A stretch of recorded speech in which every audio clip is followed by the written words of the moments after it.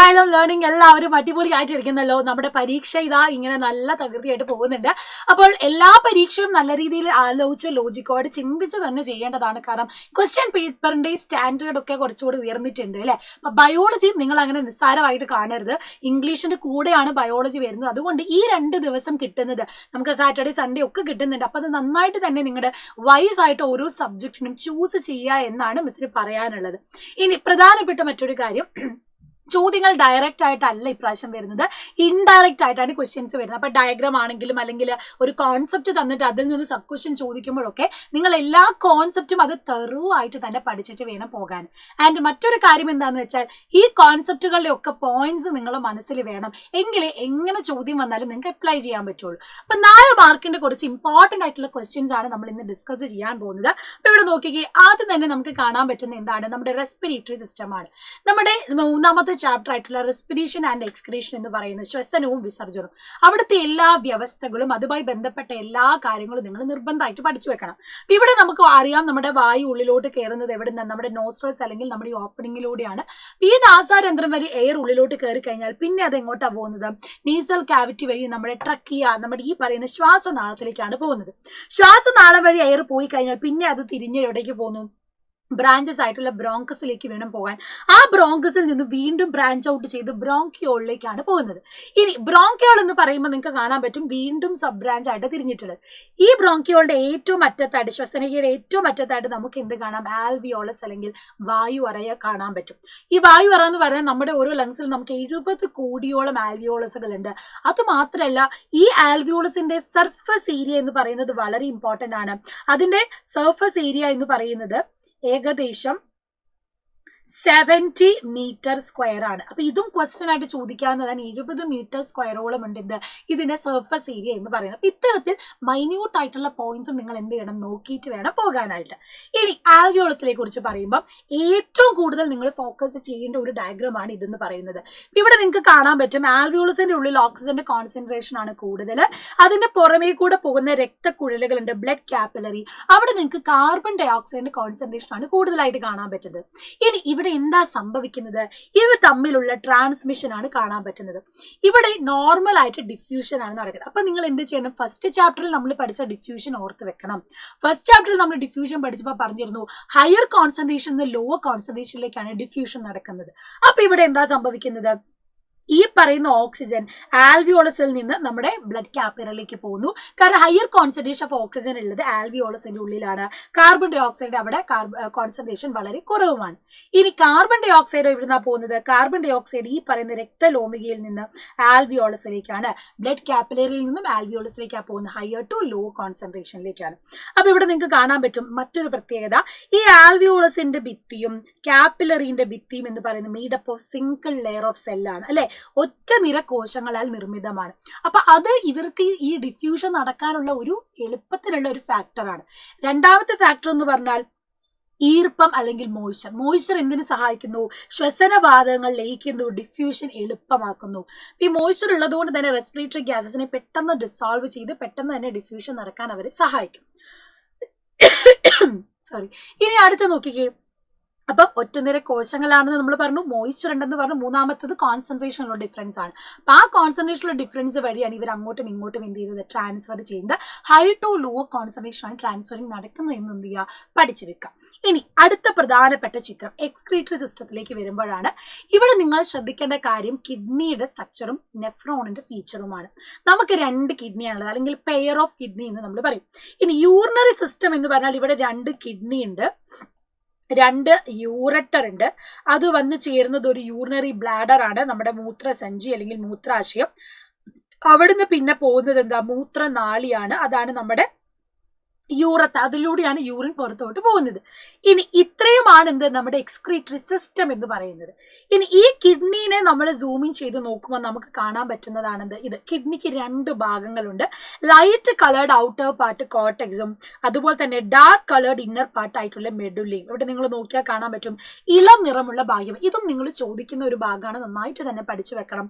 ഈ പറയുന്ന ഭാഗത്തിന്റെ ഏറ്റവും പുറമെ ആയിട്ട് നിങ്ങൾക്ക് എന്ത് കാണാൻ പറ്റും, ഇളം നിറമുള്ള ബാഹ്യഭാഗം, അതാണ് കോർട്ടെക്സ്. അപ്പൊ പുറത്തേ ഭാഗം കോർട്ടെക്സ് ആണ് എന്ന് പഠിച്ചു വെക്കുക. ഉള്ളിലുള്ള ഭാഗം മെഡുല്ലമാണ്. പുറത്താണ്, മെ അകത്താണ് കേട്ടോ. അപ്പൊ കോർട്ടെക്സ് ലൈറ്റ് കളേർഡ് ആണ്, പുറത്താണുള്ളത്.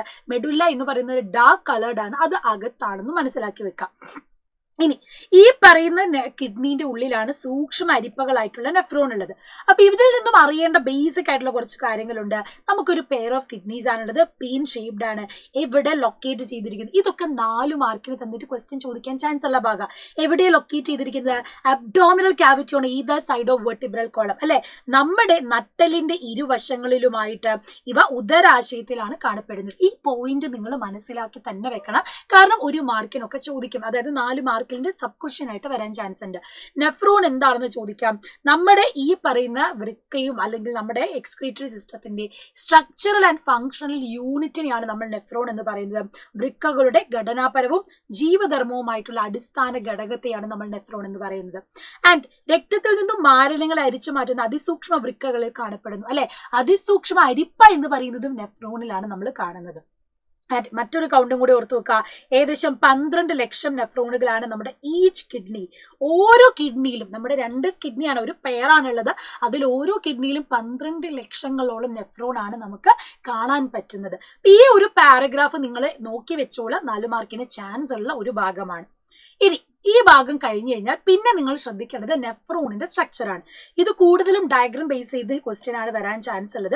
ഇവിടെ നമുക്ക് എന്ത് കാണാം? ബൗമാൻസ് ക്യാപ്സ്യൂള് കാണാം. ആ ബൗമാൻസ് ക്യാപ്സ്യൂളിലേക്ക് വരുന്ന കുഴലാണ് അഫറന്റ് വെസൽ. അതിൽ നിന്നും ബ്ലഡിനെ പുറത്തോട്ട് കൊണ്ടുപോകുന്നതാണ് ഇഫറന്റ് വെസൽ. അപ്പൊ അഫറന്റ് വെസലിന് വ്യാപ്തം കൂടുതലാണ്, എഫറന്റ് വെസലിന് എന്താണ്? ഡയമീറ്റർ കുറവാണ്. ഇനി ഇവിടെ നിന്ന് പോകുന്ന ഈ ഒരു ഭാഗം ഉണ്ടല്ലോ, അതിനെയാണ് നമ്മൾ വൃക്ക നളിക അല്ലെങ്കിൽ റീനൽ ട്യൂബ്യൂൾ എന്ന് പറയുന്നത്. ആൻഡ് ഇവിടെ നിങ്ങൾക്ക് കാണാം യൂറിനെ കളക്ട് ചെയ്യുന്ന കളക്ടിംഗ് ഡക്ട് അല്ലെങ്കിൽ ശേഖരണ നാളി എന്ന് പറയും. അപ്പൊ നെഫ്രോണിന്റെ ഈ ഭാഗം പഠിക്കാതെ നിങ്ങൾ ഒരിക്കലും പരീക്ഷയ്ക്ക് പോകാൻ പാടില്ല. ഈ വീഡിയോ കണ്ടാൽ തന്നെ നിങ്ങൾക്ക് മനസ്സിലാകും അത്രമേൽ ഇമ്പോർട്ടന്റ് ആണ് ഈ ഒരു നെഫ്രോണിന്റെ ഭാഗം. ആൻഡ് ഇവിടെ നിങ്ങൾ കാണാം, ഇതാണ് ബൗമാൻസ് ക്യാപ്സ്യൂള്. ബൗമാൻസ് ക്യാപ്സ്യൂളിന്റെ ഉള്ളിൽ കുറേ രക്തക്കുഴലുകൾ ഇങ്ങനെ അടുക്കി വെച്ചിരിക്കുന്ന കാണാം. ആ ടഫ്റ്റ് ഓഫ് കാപ്പിലറീസിനെ നമ്മൾ പറയുന്നതാണ് ഗ്ലോമറുലസ്. എന്താണ്? ഗ്ലോമറുലസ് എന്ന് നമ്മൾ പറയും. അപ്പൊ ബൗമാൻസ് ക്യാപ്സ്യൂളിന്റെ ഉള്ളിലാണ് എന്തുള്ളത്? ഗ്ലോമറുലസ് ഉള്ളത്. ആ ഗ്ലോമറുലസിൽ വെച്ചിട്ടാണ് ആദ്യം എന്ത് ചെയ്യുന്നത്? സൂക്ഷ്മ അരിക്കൽ നടക്കുന്നത്. അത് പഠിക്കുന്ന പ്രോസസ് ആണ് ഇവിടെ നമ്മൾ കൊടുത്തിരിക്കുന്നത്. അപ്പൊ ഇവിടെ നിങ്ങൾ ശ്രദ്ധിച്ചു നോക്കണം, നമ്മുടെ ഈ പറയുന്ന ഫിൽട്രേഷൻ പ്രോസസ്സ് അല്ലെ, ഈ പറയുന്ന നെഫ്രോണിൽ നടക്കുന്ന പ്രോസസ്സ് എന്താണ്, എങ്ങനെ എക്സ്ക്രീഷൻ നടക്കുന്നത്, അതിന് 3 സ്റ്റെപ്പാണ് നമുക്ക് പഠിക്കാനുള്ളത്. ഒന്ന് അൾട്രാ ഫിൽട്രേഷൻ ആണ്, സൂക്ഷ്മ അരിക്കൽ. രണ്ടാമത്തെ നടക്കുന്നതാണ് റീ അബ്സോർപ്ഷൻ അല്ലെങ്കിൽ പുനരാകിരണം. മൂന്നാമത്തേതാണ് സെക്രീഷൻ, ശ്രവണം. അപ്പൊ ഈ 3 സ്റ്റെപ്പ് നന്നായിട്ട് തന്നെ ശ്രദ്ധിച്ച് പഠിക്കേണ്ടതാണ്. Ultrafiltration, reabsorption, secretion, ഇതും 4 മാർക്കിന് പ്രതീക്ഷിക്കേണ്ട ഒരു ക്വസ്റ്റ്യൻ ആണ്. ഇനി ഇവിടെ എന്താ നടക്കുന്നത്? അൾട്രാ ഫിൽട്രേഷൻ എന്ന് പറഞ്ഞാൽ നമ്മുടെ ഈ ബൗമാൻസ് ക്യാപ്സ്യൂളിൽ നിങ്ങൾക്ക് കാണാൻ പറ്റും. ഈ ബൗമാൻസ് ക്യാപ്സ്യൂളിൽ നോക്കിയാൽ നിങ്ങൾക്ക് കാണാൻ പറ്റും, ഇവിടെ അഫറന്റ് വെസലും ഉണ്ട്, ഇവിടെ ഇഫറന്റ് വെസലും ഉണ്ട്. 2 ആൾക്കാരുടെ ഡയമീറ്റർ ഡിഫറൻസ് ആണ്. അപ്പൊ വലിയ കുഴലിൽ നിന്ന് ചെറിയ കുഴലിലേക്ക് പോകുമ്പോൾ സ്വാഭാവികമായിട്ട് എന്ത് ചെയ്യും? വളരെയധികം ഫിൽട്രേഷൻ ആണ് നടക്കുന്നത് അല്ലെ. അപ്പൊ ആ ഒരു പ്രഷർ ഉണ്ടാകും. ആ ഒരു പ്രഷറിന്റെ ഡിഫറൻസിൽ, മർദ്ദത്തിന്റെ വ്യത്യാസത്തിലാണ് ഈ കുഴലിൽ നിന്നും എന്ത് ചെയ്യുന്നത്? വേസ്റ്റ് പുറത്തോട്ട് പോകുന്നത്. ഈ വേസ്റ്റ് പുറത്തോട്ട് വരുമ്പോഴാണ് ഇവിടെ അൾട്രാ ഫിൽട്രേഷൻ നടക്കുന്നത്, സൂക്ഷ്മരിക്കൽ നടക്കുന്നത്. ഇനി ആ വേസ്റ്റിനെ ആര് സ്വീകരിക്കുന്നു? റീനൽ ട്യൂബ്യൂൾ സ്വീകരിക്കുന്നത്. അപ്പം ഗ്ലോമറുലസിൽ വെച്ച് നടക്കുന്നതാണ് ഒന്നാമത്തെ പ്രോസസ്, റീ അബ്സോർപ്ഷൻ, സൂക്ഷ്മരിക്കൽ. വ്യാസവ്യത്യാസം, അഫറന്റിന്റെയും ഇഫറന്റിന്റെയും വ്യാസവ്യത്യാസം കൊണ്ടുണ്ടാകുന്ന മർദ്ദം കാരണമാണ് സൂക്ഷ്മരിക്കൽ നടക്കുന്നത്.